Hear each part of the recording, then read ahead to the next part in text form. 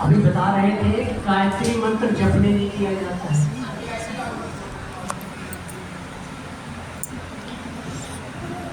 निश्चित ही गायत्री मंत्र वहां की व्यवस्था में, मैं गुफा में रहता था, बहुत कम लोग जानते होंगे। 14 वर्ष लगातार गुफा में रहा। एक बार शंकराचार्य जी, और जहाँ गुफा में रहता था उस जगह का नाम है गंगोत्री धाम। नाम सुना आप लोगों ने? गंगोत्री धाम में जितने शंकराचार्य होते हैं इस भारत की भूमि पे, उनको एक बार जाना पड़ता है, सभी को जाना पड़ता है। संयोग से एक वर्ष स्वरूपानंद सरस्वती जी पधारे। वो एक आश्रम में ठहरे हुए थे।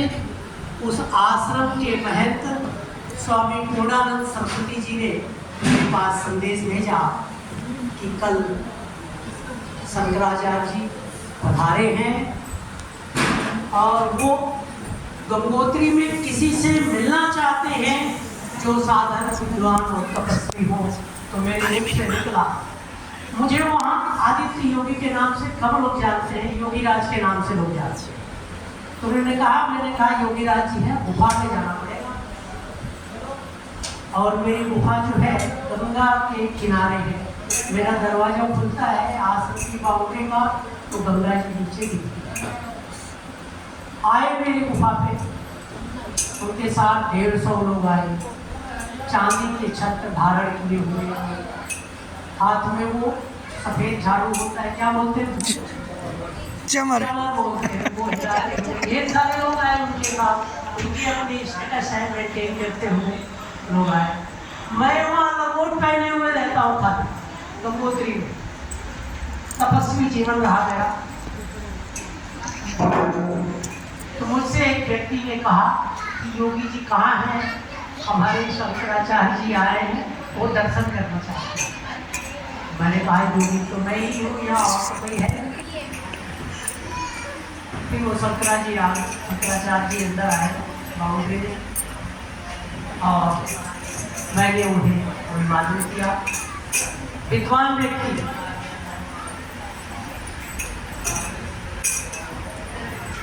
कहे कि मुझे आपसे अकेले में कुछ चर्चा करनी है। तो मैं उन्हें अपनी गुफा में ले गया, आसन में बैठाया और फिर चर्चा हमारी शुरू हुई। ढेर सारी चर्चा होने के बाद शंकराचार्य जी किसी को आने नहीं दिए। उन्होंने कहा कि मेरी और आपकी अकेले चर्चा हो। उनके सारे भक्त मेरे बाउंड्री के बाहर खड़े थे और वो बैठ के मेरे साथ 20 मिनट तक धार्मिक चर्चाएं की, कुछ गूढ़ आध्यात्मिक चर्चाएं की, कुछ साधना पर चर्चाएं की। उसके बाद उन्होंने एक मोटा सा बंडल अपने झोले में से निकाला और रख दिया। कपड़े में लिपटा हुआ था। मैंने पूछा ये क्या है? कहा कुछ नहीं, आप तपस्वी हो, यहाँ कुछ संसाधन बना लेते। उन्होंने नोट के बंडल रखे थे। फिर मैंने पूछा मेरा तो काम चल ही रहा है, ऐसी कोई आवश्यकता नहीं। उनकी आंख से आंसू निकल गए, बता रहा हूँ, आंसू निकल गए, रोने लगे। उन्होंने कहा योगी जी जो बात मैंने आपसे कही है ना, क्या कहा था उन्होंने वो बताऊंगा, वो मैं इनके सामने नहीं कह सकता। ये जो मेरे लोग खड़े हैं, आप जब शंकराचार्य जी से, जितने भी शंकराचार्य ना व्यक्तिगत जब मिलोगे ना, सत्य को सब स्वीकार करते हैं, लेकिन प्रचार नहीं कर सकते। सत्य को सभी स्वीकार करते हैं। मेरे ढेर सारे लोग पौराणिक मित्र हैं जो सत्य को स्वीकार करते हैं, लेकिन प्रचार नहीं कर सकते। उन्होंने कहा जो बातें आपसे चर्चा हमने की, इन भक्तों के सामने मैं नहीं कह सकता। कारण ये है कि हम लोग अब फूल के फूल बन गए हैं। बाहर कुछ है और भीतर कुछ है। हमारा जीवन ऐसे ही व्यर्थ हो गया। और ये इसलिए मैं कुछ रख रहा हूँ कि यहाँ कोई आए आपके द्वारा कुछ सीखना चाहे तो उसके सीखने की सुविधा हो। ऐसी पीड़ा है, उनके भीतर पीड़ा है, मैं जानता हूँ अच्छी तरह। यहाँ पर स्वामी सत्यमित्रानंद जी थे, आप लोगों ने सुना, सुने, ध्यान से सुन लेना, बड़ा अच्छा संयोग है। तो सब कुछ सम्यक है और ढेर सारी चीजें, बहुत कुछ सुन रखा है, उनसे कुछ लाभ नहीं। सम सुतेना गमे मही मां सुतेना विराधि से, मुझे कवि की पक्ति याद आई, सुना देता हूँ प्रसंगवश।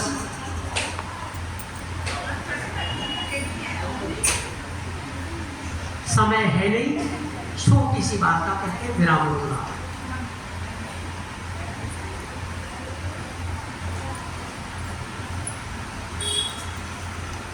भूख लग जाती है बहुत देर से बैठे बैठे, सबको सुबह से बैठे होंगे, पता नहीं नाश्ता भी किया होगा कि नहीं। आज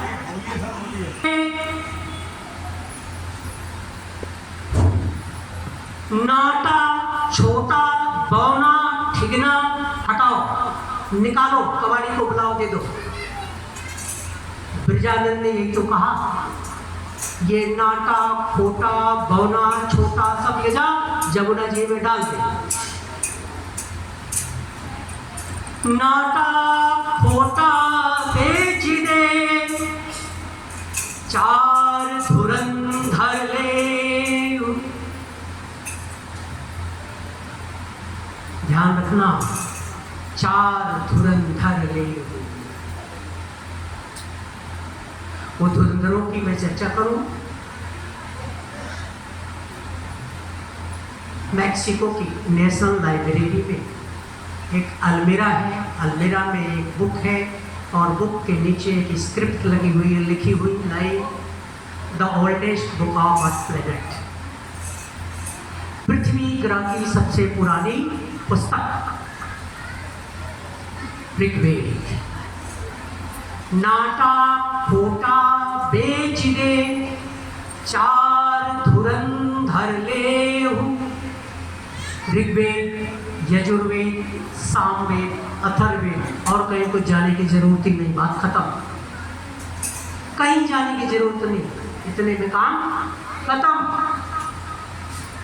और फिर क्या कर, आपन काम निकाल के अपना काम चलाओ, इससे खूब बढ़िया से, fully to use for self development,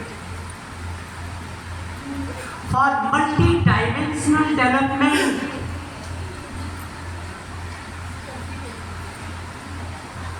Then औरन मंगनी देहु,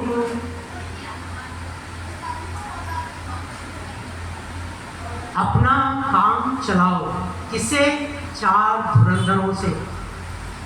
चार धुरंधर ले लो, किसके बदले में? नाटा खोटा बौना छोटा सब हटाओ, चार धुरंधर ऋग्वेद, यजुर्वेद, सामवेद, अथर्ववेद, ये चार ले लो। अभी तो सामवेद का ही हुआ ना, फिर इसके बाद यजुर्वेद का भी नंबर लगाना है। ये सब जीवन के परम उद्देश्य तक ले जाने वाली व्यवस्थाएं हैं। जो धुरंधर है, धुरंधर का मतलब समझते हो, वह धुरी जिसमें सब कुछ धारण हुआ है, वह धुरी जिसमें सब कुछ धारण है, वह धुरी जब तो सभी को धारण करती है, वह है वेद के ज्ञान। यह वेद का जो ज्ञान है, ये सभी चीजों को धारण किया हुआ है। और